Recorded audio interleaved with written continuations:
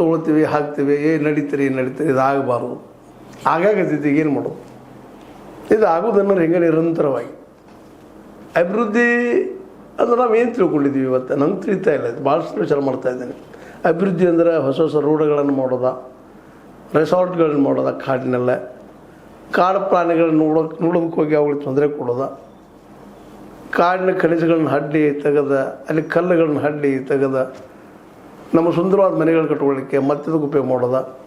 ಸುಂದರವಾದ ಮನೆ ಕಾಂಕ್ರೀಟ್ನಿಂದ ಮಾಡಿದ್ದು ಇದು ಅಭಿವೃದ್ಧಿಯ? ಯಾವುದು ಅಭಿವೃದ್ಧಿ ಇಲ್ಲ ಅನ್ನೋದನ್ನು ಮೊದಲು ಡಿಸೈಡ್ ಮಾಡಬೇಕಾಯ್ತು ನಾವು. ಇಲ್ಲಾಂದ್ರೆ ನಾವು ಇವತ್ತು 40 ಕೋಟಿ 50 ಕೋಟಿ ಗೊತ್ತಿಲ್ಲ ಏನಕ್ಕೆ ಆಗ್ಬೇಕದು. ಅಷ್ಟು ಜನಸಂಖ್ಯೆ ಕೊಡ್ಕೊಂಡು ಇಡೀ ಈ ರಾಷ್ಟ್ರವನ್ನು ಮಣ್ಣು ಪಾಲು ಮಾಡ್ತೀವಿ ಅಂತ. ಈ ಮಣ್ಣಿನ ಗುಡ್ಡೆ ಅಂತ ತೆಗೆದು ಹಾಕುವಂಥದ್ದು ಈಗ ಹೇಳಿದೆ, ಮೆಪ್ಪಾಡಿ ಪಂಚಾಯತಿಲಿ ಬರುವಂಥದ್ದು ವಯನಾಡಿನಲ್ಲಿ, ತಮಿಳುನಾಡು ಮತ್ತು ಕೇರಳದ ಬಾರ್ಡರ್ದಲ್ಲಿ ಬರುವಂಥದ್ದು. ಅಲ್ಲೆಲ್ಲ ಕಾಡು, ಸುಂದರವಾದ ಕಾಡು ಅದ ರೀ, ಪಶ್ಚಿಮ ಘಟ್ಟ. ಅಲ್ಲಿ ಗಿಡಗಳನ್ನೆಲ್ಲ ಕಡಿದಾರೆ, ಕಾಡು ಹಾಳು ಮಾಡಿದ್ದಾರೆ, ಖನಿಜ ತೊಗೊಂಡಿದ್ದಾರೆ, ಕಲ್ಲು ಹಡ್ಡಿದ್ದಾರೆ. ಇಲ್ಲಿ ನಮ್ಮ ಖಾನಾಪುರದಲ್ಲಿ ಮಾಡ್ತಾಯಿದ್ದಾರಲ್ಲ, ಇಲ್ಲೂ ನಮ್ಮಲ್ಲೂ ಮಾಡ್ತಾಯಿದ್ದಾರೆ ಸುತ್ತಮುತ್ತ ಎಲ್ಲ ಕಡೆ. ಎಲ್ಲಿ ಕಾಡು ಕಾಣ್ತದೆ, ಎಲ್ಲಿ ಗುಡ್ಡ ಕಾಣ್ತದೆ ಹಡ್ಡುದು.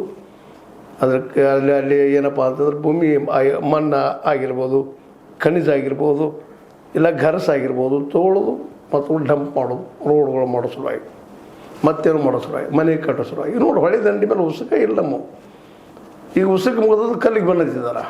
ಅಲ್ಲಲ್ಲಿ ಕಲ್ಲಿನ ಗಣಿಗಳನ್ನ ಕುಲ್ಲ, ಎಮ್ ಸ್ಯಾಂಡ್ ಡೆವಲಪ್ಮೆಂಟ್.